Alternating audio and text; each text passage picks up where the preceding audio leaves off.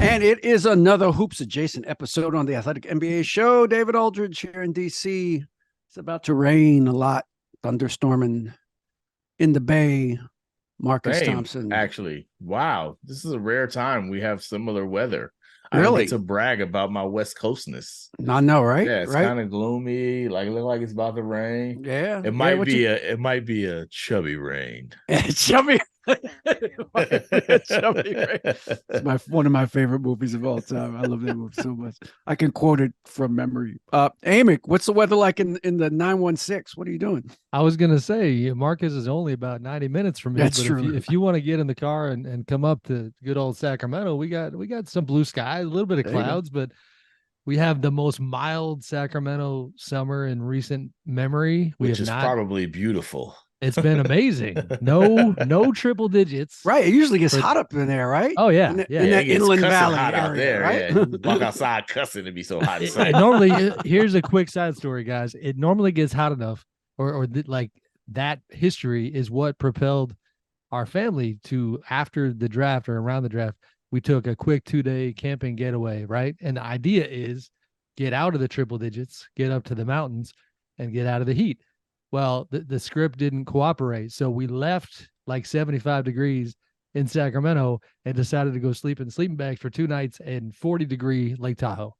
Oh, yeah, that's not good. It did not work. It did not work. That plan was supposed to change. Yeah. Right. Always subject to change. Mother Nature didn't cooperate. All right. So we're speaking of change, we're at the. I was about to say, yeah, speaking of out in the cold. It's that time of year. It's my least favorite time of year because I talk days, which I don't, but it's okay. It's my job. It's what I have to do. So, your squad your squad, I should say, the squad in the city that you live in is they made some really interesting draft night moves to clear some cap space. Right. And so now I know there's been a lot of talk about what are they going to do with that cap space? They're going to extend Sabonis, which I think they can do later than the fall, if I remember correctly.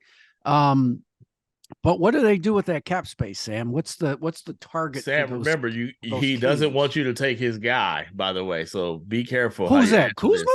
Bye. he said bye, Felicia. No, I love Kuz, but that's not. Trust me, that's not where they are.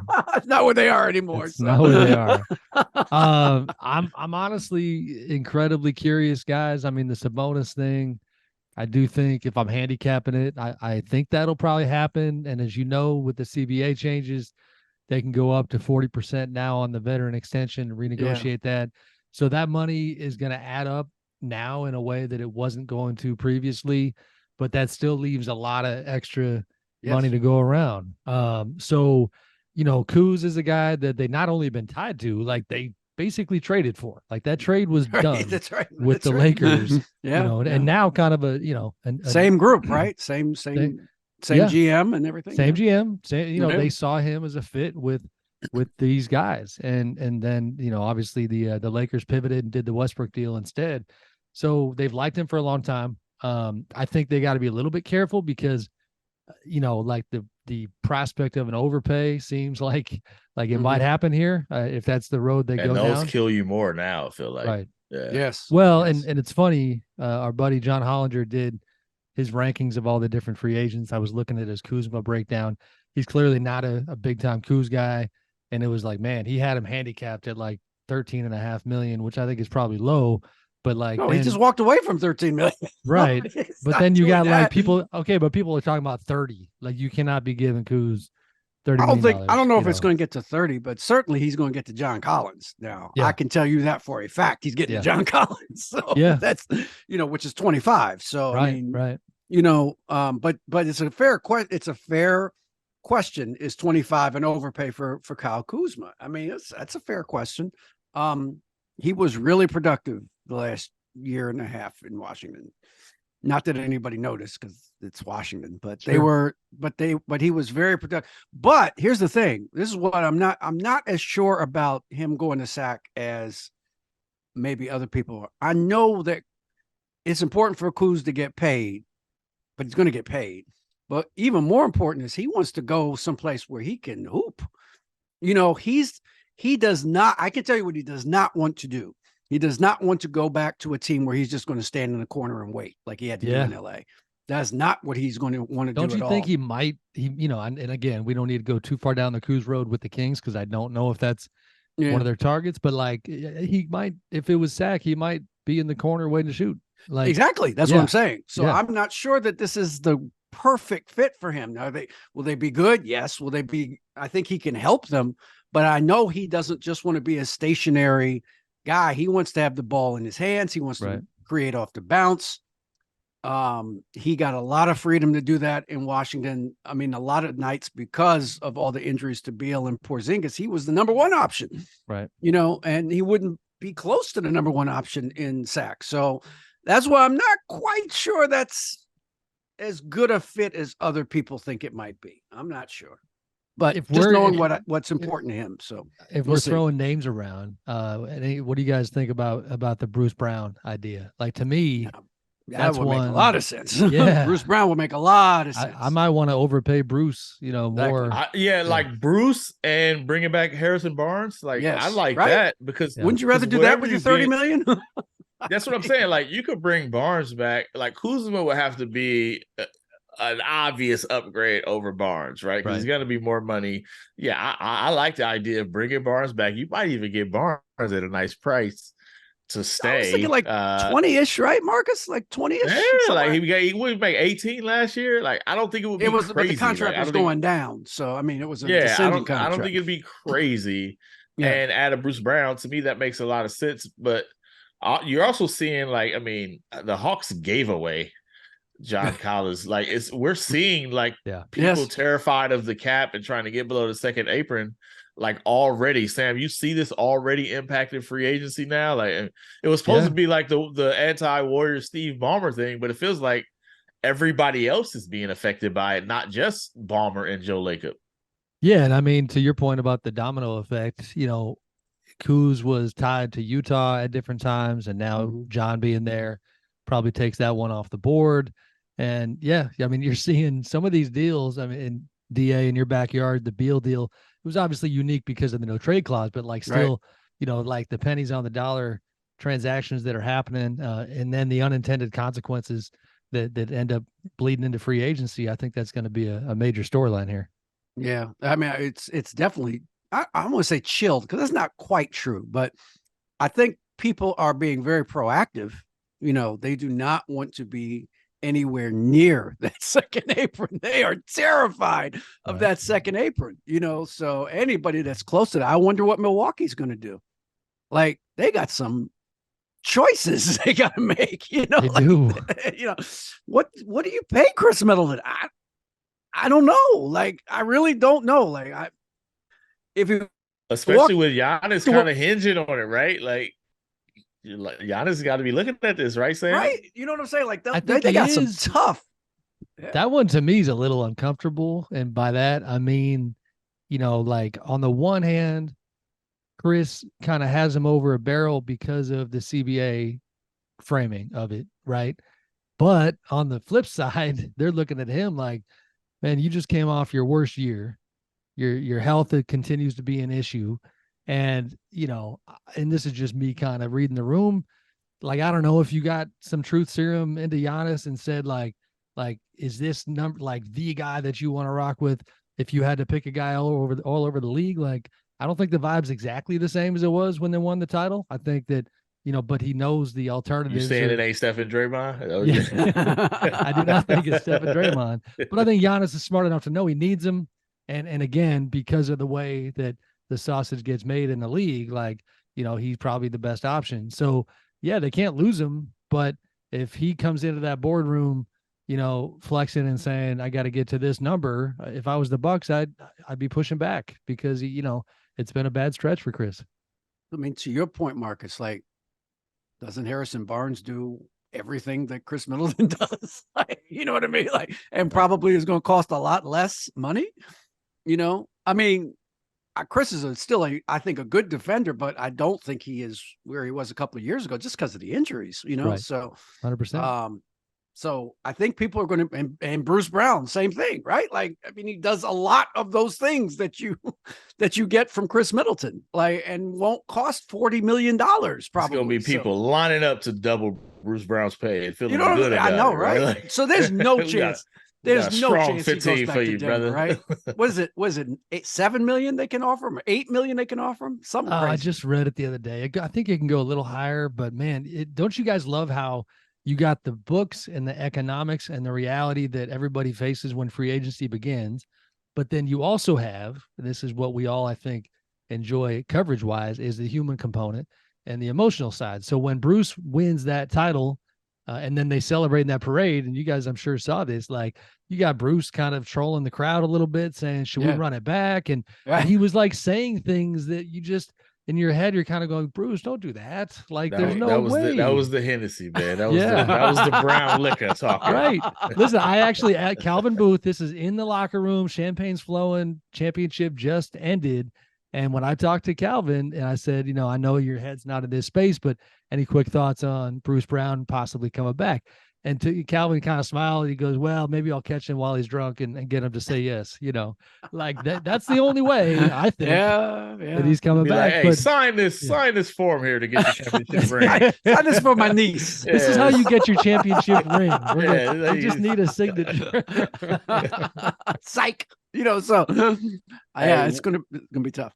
We're back at this point again, and I don't know. I feel a little bit more excited. But Sam, you wrote about this, so he's not a free agent, but this, like, the number one chip is probably Damian Lillard at this point. Is my guy finally gonna get up out of here? Is this actually? Should I actually get excited about him possibly going to Philly and winning the title that Iverson never won, or is this just another? Philly, huh? Wow. I want Dame in Philly because 2001 needs to be finished, right? Like we got to close that circle. Iverson was supposed to get a title, and who better to follow the Iverson mold than Dame going? They would love delivering Dame a title. They would love Dame in Philly. Can I get excited about this, or is this going to end up the same way it always ends up? Man, we're gonna have to revisit next week to see. I think it's coming to a head one way or the other. It does feel, I'm gonna steal this from our colleagues and friends. I was listening to Zach Lowe and Howard Beck get into it the other day, and the way they put it was, it's not coming to a head just yet. It's like coming to a shoulder, coming to a neck. Like, we're making our way up the body. It feels more real, in my opinion, than probably ever. They met obviously on Monday. We're recording on Tuesday, and going into that meeting, I did not expect there to be any fireworks that were going to tell us one way or the other. Cause really what I was trying to do when I wrote about it was just kind of reframe the timeline, because it was never the all or nothing draft night experience that it had kind of been made out to be. Damian and his camp had planned on essentially giving the Blazers more time to get into free agency a bit, to keep working the phones. But there was, I will say, like a flashpoint moment that they could have tipped it the other way, where, there was an ESPN report essentially intimating that this was the Blazers team, kind of love it, take it or leave it, and that Dame needed to decide if this is something he wanted to be a part of. That was not the message that he and his people had been getting to that point. So that was a little squirrely moment, I think, where it was kind of like I think partly what prompted the meeting was like, all right, can we get a reconfirmation of the message here? Like, you guys are working the phones for big time moves to become a contender again, right? You're not just doing a Scoot Henderson victory parade with the draft class that you're really excited about, and then basically saying, if I want to remain employed here, I can. They needed clarity on what the approach was. And when it was kind of, reconfirmed that they are trying to make some stuff happen, then the runway's a little bit longer. But I don't think it's all that long. I think if we get into early July and there's nothing cooking, then the ball goes back to Dame's court. And I mean, you guys, I think, probably agree with him in particular, because of the history and the roots and the loyalty and all the off-court stuff that he has with Portland. I still have part of me that feels like I'll believe it when I see it, as far as him asking out. Oh yeah. Sure. But I do think, like, at that point, Now the whole everybody in that room is then looking at him and saying, okay, this is what it is. What are you going to do? Yeah. I mean, Jason Quick wrote a great column today. He did. I highly recommend it in The Athletic about how if Dame wants to, I mean, Dame he can stay there, but he's going to have to probably accept that at the end of his career, he's not going to be the man anymore. He's going to be maybe coming off the bench, maybe backing up Scoot Henderson. And if he wants to do that, there's a chance that Portland could put that kind of team together over the next 3 or 4 years. But if he expects to win a championship or contend for a championship and be the man every year, the rest of his career there, that's probably not going to happen just because it's not possible for them to put a team like that together around him. So it's a fascinating thought piece. And I think we all agree that, one of the potential avenues that people have been talking about was, well, they can get Draymond Green. Well, they're not getting Draymond Green. I don't think any of us believe they're getting Draymond Green. Draymond Green's going back to the Warriors. If you didn't know it before last week, before they sent Jordan Poole 3,000 miles to the east for Chris Paul, you should know it now. I mean, that's rather clear about the direction that they're going forward. No question. Although DA, to me, if those are the two alternatives, and I love Quick's piece, just like you, and again, if we're just handicapping it, like if those are the two alternatives, then to me, it's Dame ends up asking out. Yeah, I don't know if he has a backup, but it ain't Draymond. It's not going to be Draymond. But again, that's like, even when I was trying to learn for the story that I wrote, like the only reason I even wrote the Draymond stuff, knowing how implausible it was going to be, was because it shows you where his head's at. And it's like that, okay, give me Draymond, give me OG Anunoby, give me Pascal Siakam. Like, no. You know what I mean? Right. Like, those are not happening. And if that's the kind of stuff that keeps him engaged, keeps him in town, I don't think he'll want to be there. And with Quick's piece, like always with Jason, like he'll make you think. So at the end of it, you got to decide, like, can you see that vision that he's painting? And I honestly can't. Like, the idea that he'll take the sentimentality route and have the, like, I'll get a chip when I'm 38, and it'll take a while, and it doesn't matter if I'm not the guy. Like, not when you have, like, Marcus, you joked about, not joked, but like Philly, Miami. I mean, I think Miami is number one on that list. Like, these are, if you can get that deal done, these are plug and play options where you go, boom, I'm a contender now. And this is, let's do this.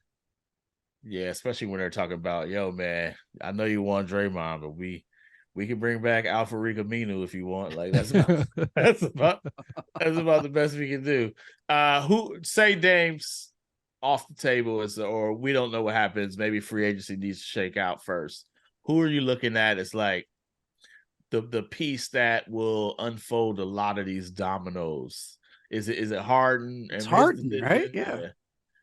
Yeah, Harden. Well, because you got the Houston component is massive. They're sitting there with 60 million plus in cap space, and I think, I'm curious how you guys see it, like more uncertainty now than there might have been a couple months ago about what direction they're going to go. I think they feel pretty good about their draft. They love James Harden. Yes, like we've written, when he left for Brooklyn in that trade, like literally told him on the way out the door, I'll be back, like he was Arnold or something. Like, and that was the plan. But now, okay, he flamed out a bit in the playoffs. It's Arnold, by the way. It's Arnold. Yes, Arnold. Apologies. And flames out a little bit in the playoffs. How much money does he want? Do they have leverage? Because it did seem for most of this season like he had like some reasons that he wanted to be back in Houston, even beyond basketball. But now, I mean, they can look at a Fred VanVleet. They can look at all these different guys. It doesn't make a lot of sense for them to throw everything at James. VanVleet makes a lot more sense to me for them, for their timeline also, right? Because how old is James? 32, 33? Yeah. Like, he's not a kid. Like, and VanVleet is in his late 20s. I mean, it makes a lot more sense for the group that they're trying to build around. And he's not only not a kid, DA, not to slander, but it's like, he's not. This is not miles. LeBron. You saying That's a rugged 34. Yeah, this is not like LeBron in the cryo chamber spending $1.5 million a year on his body. Say like Steph waking up at 6 a.m. every morning in the offseason to eating egg whites and like the Vegas side trips were still happening with Philly in the playoffs. And like, exactly. That's how he's wired. So I just don't. I'm not sure that now look. I don't know. That's probably why you can trust he could say, DA. You know, them dudes who hit the club and still get it done. Like there's some guy. Hey, Rod Strickland built that way. Rod Strickland was the greatest. Yeah, but at greatest age, game day performer age? after a big night ever seen. Like, oh my God, I don't know how he did it. He's amazing. So I'm just saying, Rod Strickland played till he was 38. That's all I'm saying. Like Rod get 9 assists. With the he can get it today.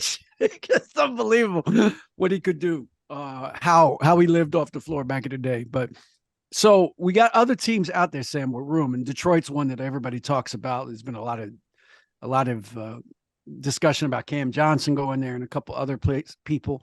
I wonder whose owner is more impatient. I wonder among these teams that we know have cap space. You got Tom Gores in Detroit. You've got Fertitta in Houston. You've got the DeVos, clan in Orlando. Those teams have all been really bad for a while. They've tried to build through the draft, and they've not been very successful doing so. But I wonder which one of those owners is most capable and likely to overspend to get some name in there that will help him or her win games and sell tickets.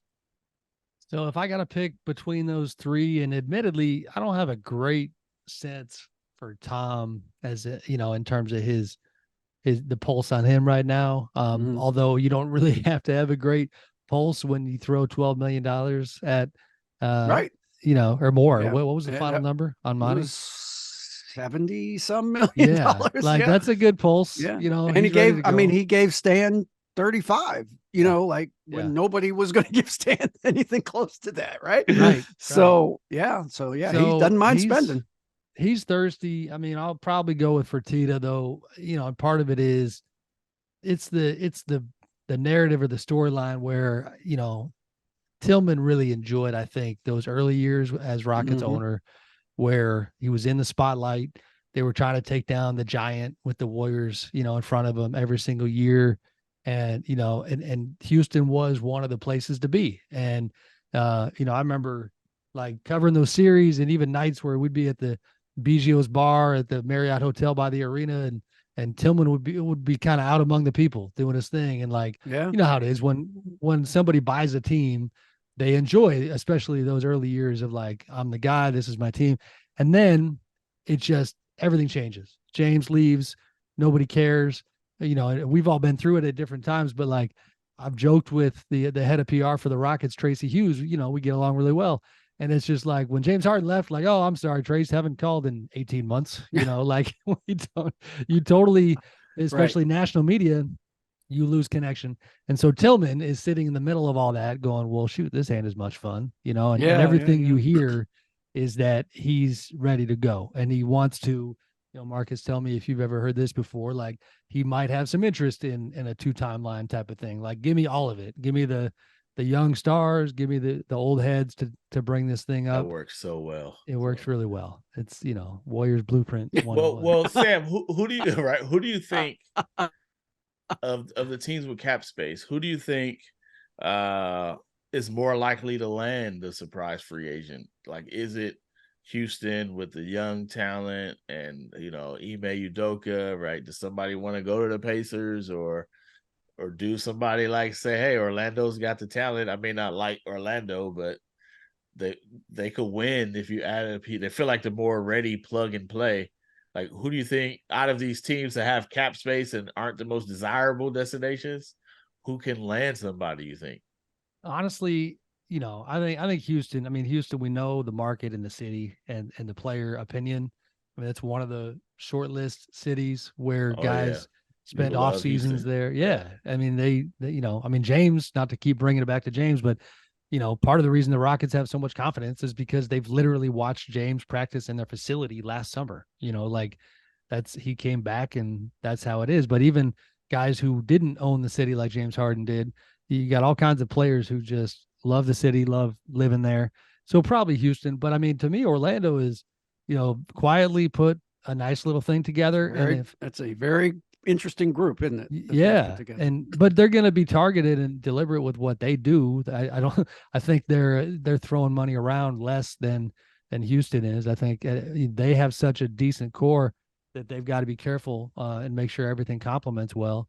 But and Detroit too, man, like, we sometimes sleep on the history of the Pistons because it's in the review a little bit, but you see that appeal come into play. Jeremy Grant a couple of years ago when he went, like, some of the roots of that organization in the city compelled him. And so I could see some of that stuff as well. Yeah. Yeah, but don't they have, like, with the new rules in the second apron, it feels like they need to, like, get it now before these dudes start before they start having to pay. Like, it seems like the window's shorter. They can't wait 6 years. Right. Like, they're gonna have to pay these guys in 3 years. So it feels like that, creates a little bit more urgency, because what's Paolo gonna want in 2 years, right? What's Franz gonna want? Like, you got to make some decisions on some dudes, right? Like, and they got 9 point guards. It's unbelievable how many point guards they got on their roster. I just wonder how patient they can be. I feel like they might need to cash in now, because I'm with you. I feel like that's a team. If you put, like, the right player with them, like, they could make a jump in the East. Like, the right vet. I don't know if they can win a title, but the right vet. Well, and Marcus, to your point, because I agree with that. On the one hand, I'm saying they got to be deliberate. They also, it's quite a bit different than Houston and Detroit, meaning, like, it's Orlando. You wake up in the morning with a complex like our stars are going to want to leave at some point. You know what I mean? Like, right? It's just check the tape. Right. So, like, that's us waking up with our wives early on, like, man, she gonna leave me, man. I better be on point. She's still here. I can't believe it. Right. Yeah, no, that's gonna be. I mean, I think this is all of these things being, and then you've got, Boston's not done. They've got to do some more, and they can't do it with Williams. They're going to lose him now. I mean, they kind of made their play. So that's a guy. If you talk about a guy that could help a young team, he could help a young team in a big way. Which one, Grant? Grant Williams. Williams. Yeah. I mean, I don't know. I mean, obviously, it depends on what he's going to ask for money-wise, but just in terms of temperament, being that type of glue guy, that ultimate glue guy, team guy, does all the dirty work, man, he could help a lot of teams. Like, to me, I'd much rather have a guy like him than overspend on some of these other guys that are out there. What kind of number, though? That's another shot at Kuz. You hear that? No. It's not Kuz. I think Kuz has earned a big payday because he can score and he can rebound. I'm just saying, I can understand teams are not going to give him 30, 35 million. That's all. I'm hearing like the all free agency team on this pod is Grant Williams and Harrison Barnes and Bruce Brown. Yeah. Exactly. Yeah. Exactly. Guys like that. Yeah. What kind of number on Grant, you think? If that's a good question. I don't know. I mean, it's a good question because you have to bet on the come with him, right? Like, you got to kind of see him maybe in a different role or in a bigger role than he had in Boston.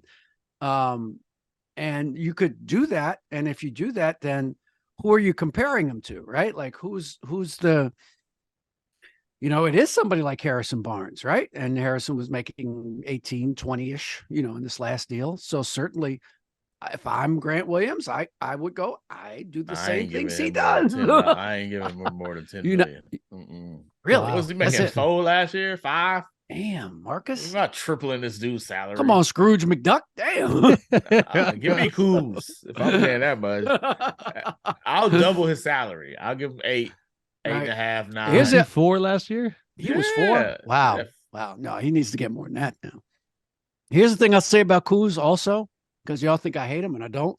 Kuz is a very good end of quarter, end of half, end of game shot maker. He will take it. He is not afraid. And he makes a lot of them. And he they don't need it anymore because they have another one of those guys now. And Jordan Poole, baby. Right. Marcus, how much am I going to enjoy the fully realized Jordan Poole experience? Oh man, you're gonna love it. You are going to love it. JP, what? Without Steph? Oh, let's go. Let's go. With no shackles. Right. Oh man, this is what he's been waiting for. My boy just tell him. I mean, since he's the man now, DA, tell him that. So he has this thing in Warriors press conferences from the beginning, his rookie year, where he would come in the room. Ray Ritter would be telling him, "Hey, I need you here. I need you there." And he'd always look at Ray and say 90 seconds. Oh, Terry, the security guard. It'd be Terry. Yeah. Like, Terry, tell him I only got 90 seconds. 90 seconds. 90 seconds. Like, JP, like, this is your team now. It's not gonna be 90 seconds. Can't be 90 seconds. Come on, like, bro. I give you 120. I give you 120. Oh, man. I know. We're gonna have to work with him on that. I know.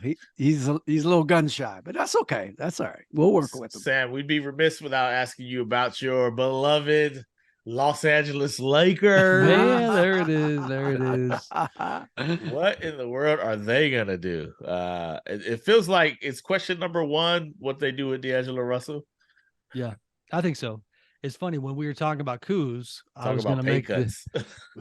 I mean, but also talk about life comes at you fast a little bit. If you go to the second round of the playoffs when he's having his way with the Warriors, you guys remember I talked to him after one of the games, and like everything was great. The fit was wonderful.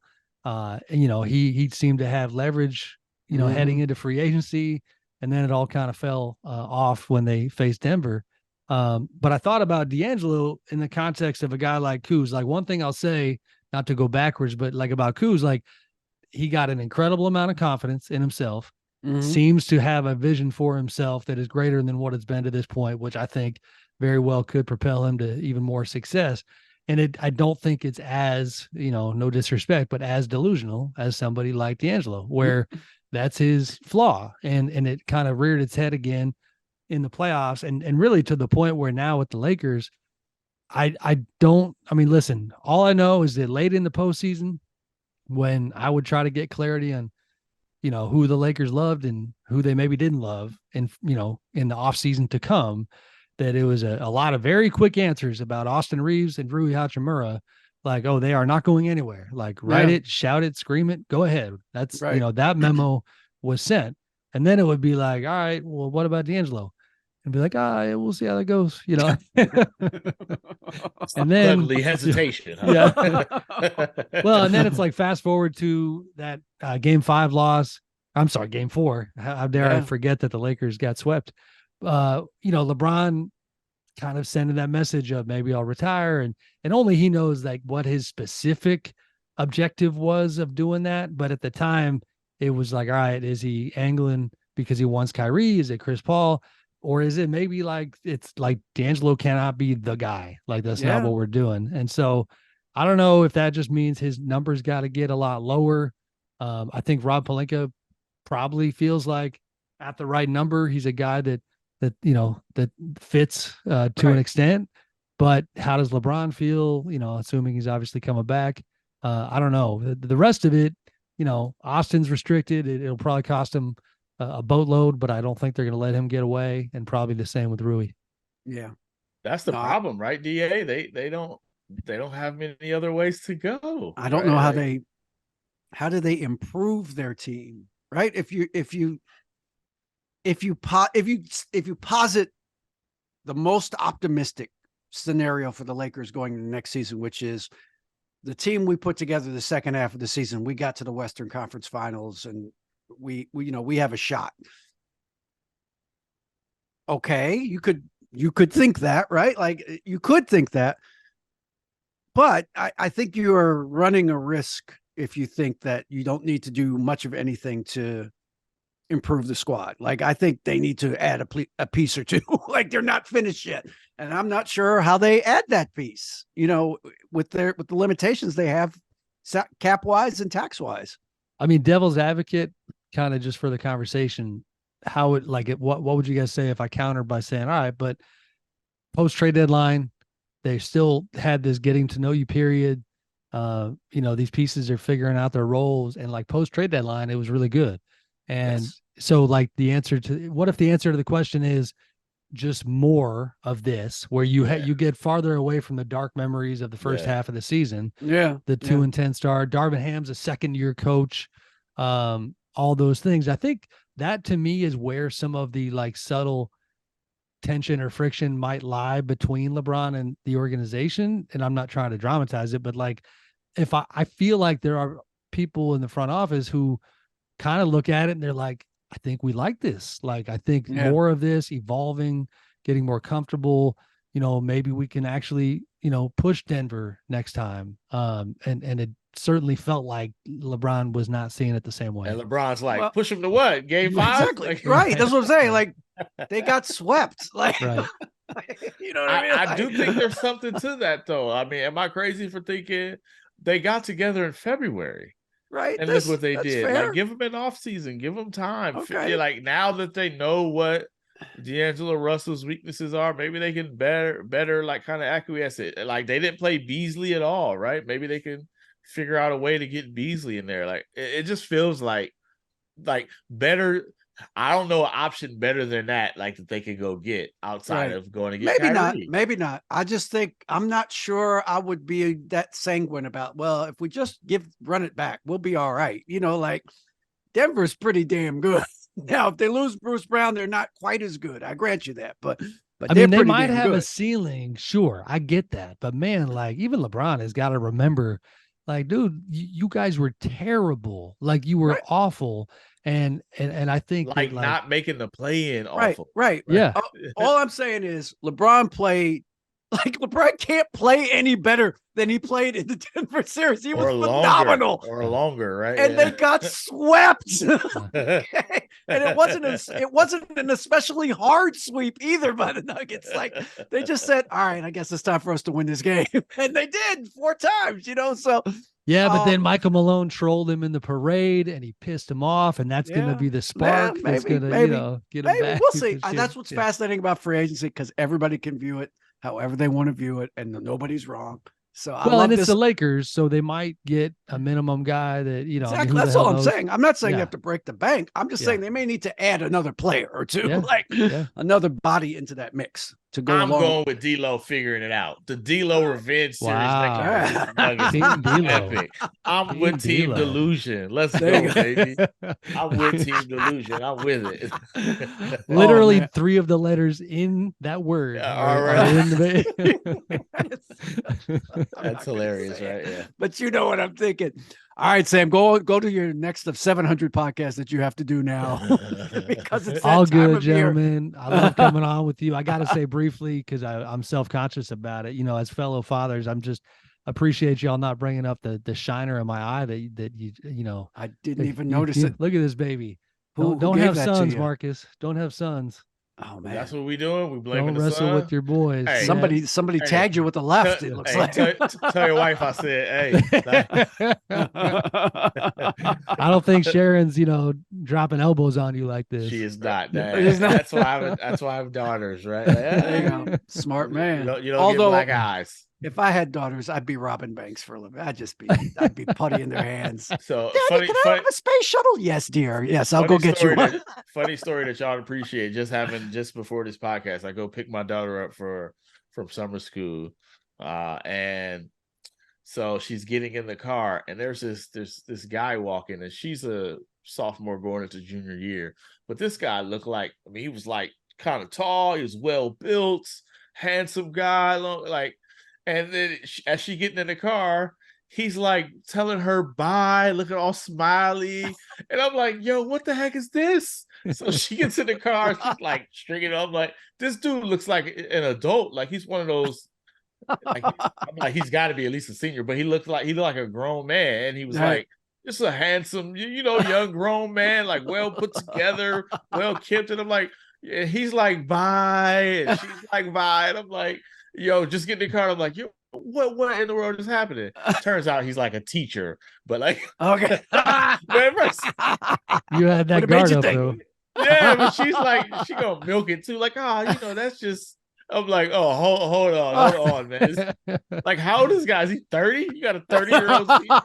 He's like, nah, I'm just messing with you. It's a drama teacher. So we don't get shiners, we get heart attacks. I was gonna say, so what you're saying is I should take my shiner and shut up about it. Yes, we get heart attacks. Like, yeah, he was just a kind drama teacher, but the look of it was like, oh, whoa.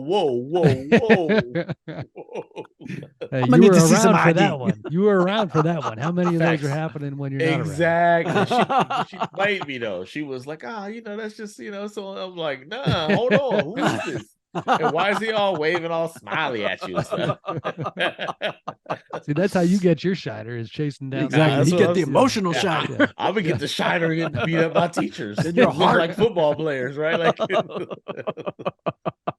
oh man. All right, y'all. Leave that 5-star review on Google, Spotify, wherever you get this American podcast. Marcus, if they can't leave them 5 stars, what do they need to do? Keep it to yourself, you haters. We're gonna sick Sam's kids on you. Exactly.